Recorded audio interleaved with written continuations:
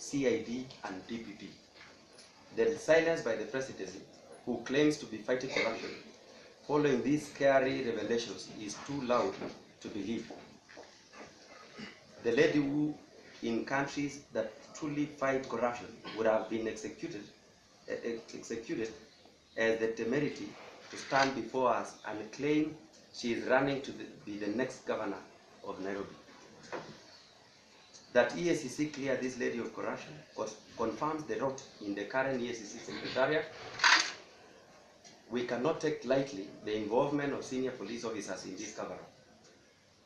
We now know that the removal of Mr. Rugut from the leadership of NYS and subsequent personnel changes at NYS and shifting of holders of the AIE over the NYS projects by Anne Waiguru as then cabinet secretary merely targeted creation of a system to loot public funds.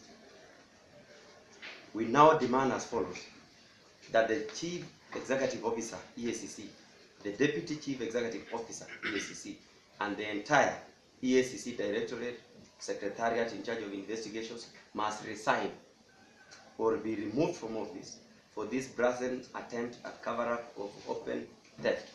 This very EACC Secretariat facilitated transfer of Integrity Center to individuals closely associated with them. The new EACC commissioners have 60 days to remove these individuals from Integrity Center or face action from Parliament. The thing that we have all our institutions of state in charge of investigations and bringing people to justice engaged in this effort to cover up this single lady. It is indeed a very sad thing that somebody like Anne Waiguru can face the people of Kenya today and say she's running for no less a public office than the governor of Nairobi County. We know the people of Kenya can sort out those issues, but really, we are saying for corruption to be meaningfully fought in this country, we must be seen to establish, strong institutions and insist that they work. It's a very sad thing that we are now being told by no lesser than, the people who are involved in looting. And in fact, let me thank Madam Josephine Kaburu. I think she prayed very well before doing the affidavit that was done in court. So we want. The lady has confessed about the people who looted our funds and how they were sharing the loots. Don't tell us that lady who did that lengthy affidavit is mad. We want all that money refunded.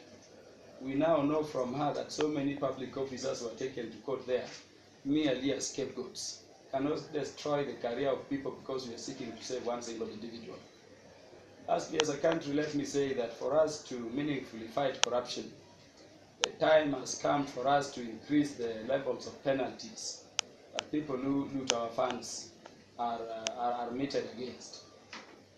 In countries like the Arabic countries, they chop their hands.